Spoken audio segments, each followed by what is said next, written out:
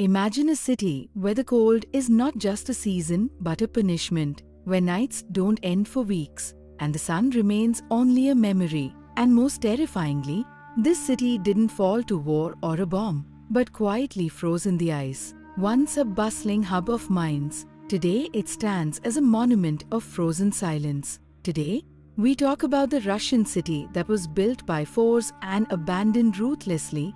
This is Vorkuta. How did Vorkuta freeze overnight? This is the mystery we will uncover today. On the map, Vorkuta looks like a tiny dot, but in reality, it feels like the edge of the world. Located in the far north of Russia, across the Arctic Circle, this city, built on the dry, lonely land of the tundra, remains covered in a white sheet of snow for most of the year. Winters here are not just cold, they are merciless.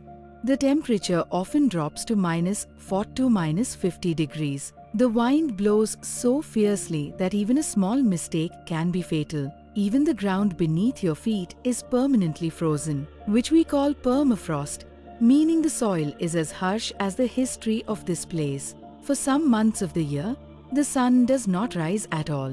The sky is a hazy blue, and a long, dark night falls over the city. In such a setting, a single yellow lamp glowing on the road or a railway track stretching far between snow-covered buildings makes Vorkuta look like it belongs to another planet. But the question is, in such a difficult place where survival itself is a challenge, why did anyone insist on settling a city? Why were buildings erected, schools opened, and theaters built? The answer was hidden not above the ground, but beneath it, where black gold lay, coal.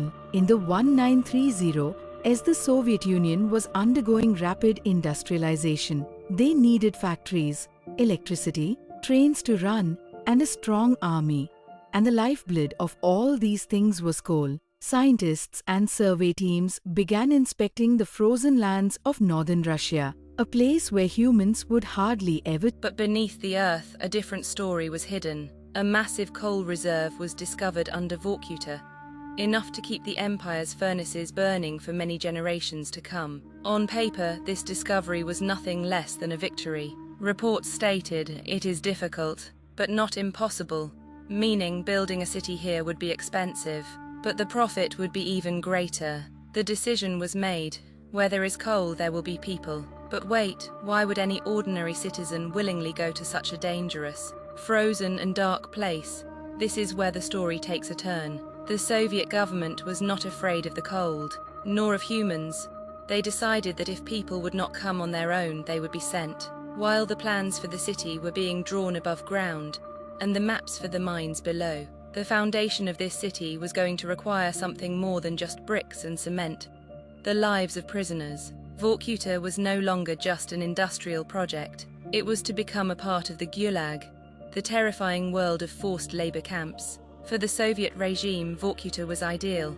Cut off from the world, escape was nearly impossible, and the weather itself acted as a guard. This is where the GULAG labor camps began. Political opponents, enemies of the state, prisoners of war, and often ordinary people, sent here merely on suspicion, accusations, or minor mistakes. Hundreds, then thousands of prisoners were brought in by the trainload, at the end of a frozen railway line that ran for hours. They were met with iron fences, the watchful eyes of guards, and an infinite white silence. The task of these prisoners was clear: dig the mines, extract coal, and build a city in this impossible place. There weren't enough machines, nor any safety equipment.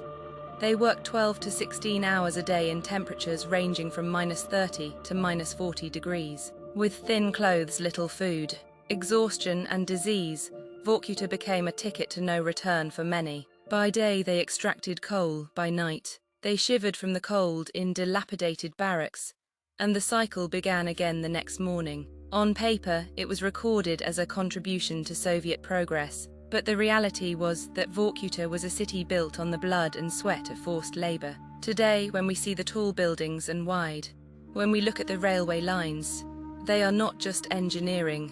They are a silent, painful scream of those who brought this place into existence and received only cold, hunger, and death in return. In Vorkuta, Death did not come suddenly, it arrived slowly, sometimes as a collapse in the mine, sometimes in the lungs like pneumonia, and sometimes simply from hunger and exhaustion. After the first year passed, the deaths were considered an expected risk. By the second year, they became a normal statistic. But there was another cruel reality of this city. Even dying was not easy here. The ground remains so frozen for most of the year that digging a grave becomes nearly impossible. In many places, shallow graves were made. In some spots, bodies were covered with snow, and often the cold itself became the shroud. Historians say that many bodies may still lie preserved under the frozen earth of Vorkuta, as if time itself has stopped. Imagine a city where people worked in the mines above, children's laughter echoed in schools, and plays were performed in theaters, while beneath the icy soil lay thousands of untold stories sleeping in silence.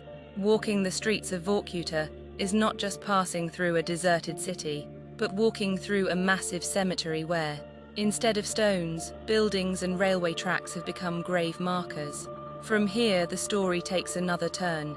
Despite so much death and suffering, Vorkuta began to look like a prosperous Soviet city at one point. Time passed after World War II. The Soviet Union needed even more coal, but they wanted to show the world that the empire was strong and humanitarian. Gradually, the face of Vorkuta changed. Some gulag camps were closed, others continued in a modified form, but the city's outer appearance began to transform. Tall apartment buildings were constructed, markets opened, schools started, and hospitals were built. Plays and musical programs were organized in theaters. The trains coming and going from the railway station gave the impression that this was just like any other Soviet city. Many families came here, lured by good wages. The government presented it to them as a place that was remote, yet full of opportunities. For them, it was just a cold, hardworking, but stable living area. They probably had no idea that on the very streets where their children played, prisoners had once fallen and died in the cold. In Vorkuta, two histories were now running side by side. The upper one, where people went to work, watched movies, and got married, and the lower one, which no one ever spoke of out loud. To an observer, Vorkuta now looked like a successful project, a city built by humans in an impossible place. But the real storm was yet to come, because this entire system rested on an empire that was itself about to collapse. The decade of the 1990s was a time of upheaval for the Soviet Union. Economic crisis, political opposition, pressure for reforms, there was restlessness everywhere. Then came 1991, when the Soviet Union officially broke apart. An empire that had built cities like Vorkuta was now beginning to scatter. New governments saw only losses. The mines in far-off, expensive, and difficult regions no longer seemed profitable. The global market had changed. New energy sources were emerging, and cities like Vorkuta suddenly ended up in the loss column on computer spreadsheets. One by one, mines began to close. Where there was once the 24-hour noise of machines, trains, and the voices of workers, silence began to grow. The government slowly started giving hints. If you want to leave, it's better, we can help with resettlement. Some saw this as an opportunity and left the city for the south, where the weather was milder and job prospects were better. But leaving wasn't easy for everyone. Some elderly, some stubborn, and some who couldn't see themselves at home anywhere else chose to stay in Vorkuta. Meanwhile, budget cuts, lack of maintenance, stopping of building repairs, and aging heating systems all pushed the city in a direction that perhaps no one had truly anticipated. Vorkuta, which was once forcibly settled, was now slowly falling apart on its own. As the lights dimmed in the last of the mines, many of Vorkuta's buildings suddenly became useless. Utilities were cut off, heating stopped, electricity limited, and repairs were halted. Imagine an entire apartment building, where light once peeked through every window, slowly turning dark one by one. First the top floor became empty, then the middle, then the bottom. People left taking their small belongings. What was heavy, furniture, wardrobes, some books, toys, all remained there. Winter made its entry. Sharp winds began entering through broken windows. Snow covered the stairs, and a thin layer of ice began to freeze on the walls of the rooms. A few years later, these buildings look from afar as if someone has half swallowed them. A window is missing here, a balcony hangs broken there, and sometimes entire blocks have been abandoned. Blackboards still hang on the walls in schools. Desks and chairs lie in classrooms. In many places, books are buried in dust and snow. In the theatre hall, chairs are lined up in rows. But no one applauds in front of the screen anymore. People say winter froze this city overnight, as if someone pressed the pause button and left everything at that very moment. Vorkuta was no longer just cold, it had become a frozen past. Today, Vorkuta is not officially a completely dead city. People still live here, a few thousand who have accepted this frozen land as their home. One part of the city is still active, shops open, children go to school, buses run, and people go to work. But just a few kilometers away stand the blocks that were abandoned. On Google Maps, these might all look like one city, but on the ground they are two different worlds. Many explorers, photographers, and documentary makers now reach Vorkuta.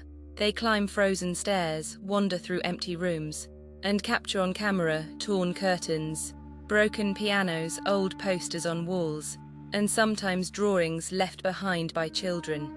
For the people who live here, this is just their daily life.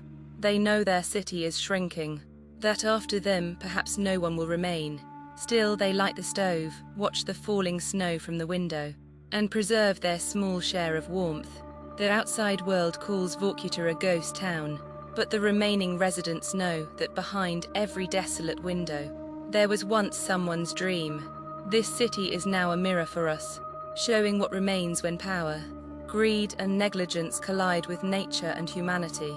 The story of Vorkuta is not just Russia's.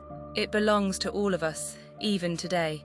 There are dozens of cities in the world that rely on a single resource: coal, oil, water, or forest. As long as there is profit, they shine. As soon as the balance shifts, they slowly begin to vanish from the map. Vorkuta reminds us that cities are not made of buildings, but of memories and people. If we do not learn from history, the next city of frozen silence might be very close to us.